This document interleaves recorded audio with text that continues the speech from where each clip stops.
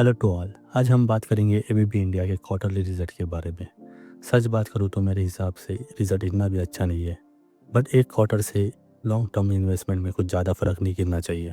Let's talk about June 25 result, जहाँ हमें sales growth show हो रही है टू लास्ट क्वार्टर, और ये सेल्स ग्रोथ 15 करोड़ की है। अभी ये ग्रोथ परसेंटेज में देखें तो लास्ट ईयर क्वार्टर से 12% इंक्रीज हुई है। यहाँ हमें सेल्स ग्रोथ दिख रही है, लेकिन प्रॉफिट डाउन हुआ दिख रहा है, और ये net profit year on year 20% से डाउन है। क्वार्टरली रिजल्ट को डिटेल्स में देखा जाए तो यहाँ हमें मटेरियल कॉस्ट इंक्रीज हुआ दिख रहा है, और ये कॉस्ट ऑलमोस्ट 58% है। इसकी वजह से टोटल एक्सपेंस बढ़ा हुआ है।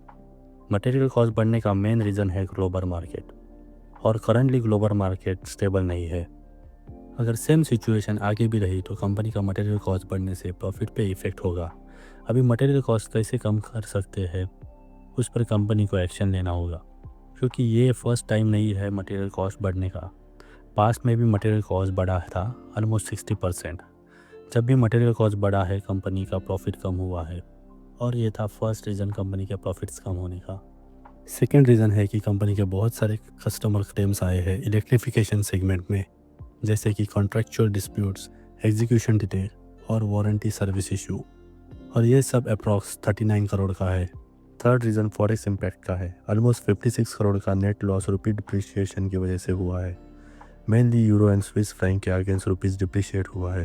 तो ये कुछ रीज़न है जिस पे हमें फ्यूचर में फोकस करना होगा, और कंपनी कैसे परफॉर्म कर रही है उसके ऊपर भी ध्यान देना होगा। तो चलो सेगमेंट वाइज रेवेन्यू पे नज़र डालते हैं। तो इलेक्ट्रिफिकेशन से ऑलमोस्ट 1300 करोड़ का रेवेन्यू आया है। मोशन यानी मोटर और जनरेटर से 1000 करोड़ का, ऑटोमेशन प्रोसेस से 400 करोड़ का, और रोबोटिक्स से 200 करोड़ का।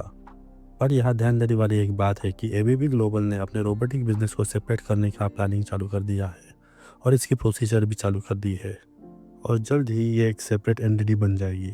सो आज के लिए इतना ही। Thank you for watching. See you next time.